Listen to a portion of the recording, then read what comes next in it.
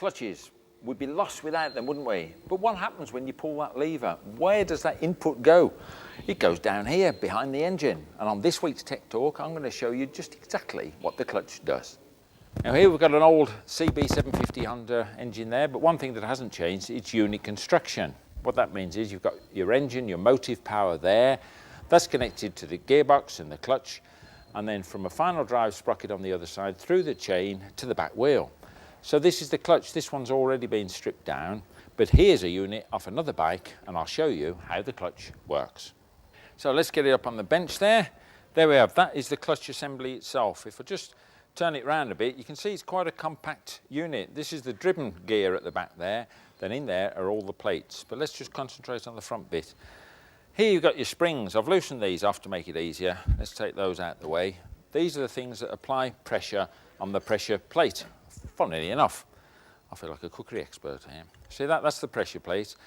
In there is the push rod, or rather the push rod is running up the centre. When you pull that clutch lever in, you actually press on a push rod, either hydraulic or it's operated by cable, down the centre of the gearbox main shaft, pushes on that, and that lifts the pressure on the plates. And this is actually adjustable on that side, so for your clearance. Okay, so that's push rod. Now in here, you've actually got your plates. But first, let's have a look at this. This outer ring is driven by the engine, so that'd be whizzing round at great speed. It's all alloy construction. The steel band round there is to stop these alloy fingers actually flying off, which they would if you didn't have a steel band round there. So that's your clutch basket, as it's called, whizzing round. In here are all your plates, and they're in two basic parts. There's your actual friction plate, which is that one there, and then the driven plate, which is these steel ones here. If I can just hook one out. There we go. So that's the steel, that's the friction one. See all this? These are all the friction material on both sides of it. So you make up a sandwich construction. That one is locked to the centre hub. That one is locked to the outside in these grooves here. So when you apply pressure to these two in this sandwich, you can see that they're going to lock up as one. And so you're not going to get any slippage. So you don't want clutch slip there. If I just tip this up, you can see this is a multi-plate clutch. And as all the washers come out, but we're not bothered about those. So there is the full clutch basket. And if I put those in there, you can now see that full sandwich construction. This gets a little bit messy, this does, but nevertheless, it's like my hands really, covered in oil.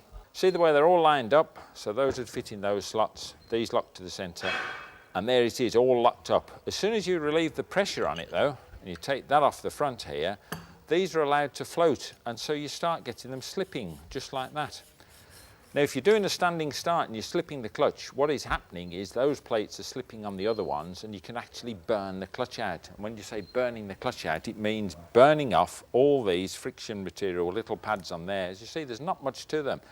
End up with a burnt out clutch, blued steel plates, ruined, and you're not going anywhere at all. We'll just take all that plate assembly off, and there's your inner unit. So that's the one your steel plates are locking up on, and there's the other side. That goes in there. You know, it always annoys me when you read a road test and they say, just hold the revs at 7,000 or 8,000 revs, and they just drop the clutch. You drop the clutch, and what actually happens, these teeth on this steel plate dig into this centre aluminium on this hub here, and you, instead of having nice smooth grooves there, you start getting it a sawtooth fashion. The same happens with your friction plates on the outside out here. It digs little notches in there. What happens then after a while? You lose the freedom of this plate to float up and down in here. You lose the freedom of this plate here to float up and down there, and you end up with this dragging clutch. So it's not very clever to drop the clutch. And I'm not going to drop this one either. So here's the driven unit again. Some more springs in there. You might wonder what those are doing round there. Well, they're simple shock absorbers. This unit, the steel one, is actually separate to the aluminium one. And so again, when you let that clutch out, it just twists there. I can't possibly do it, they're far too tough. But they actually take up that initial bite and just gives you a little bit of shock absorption. So there we are. So that's your clutch. Quite a complex bit of kit. Look after it.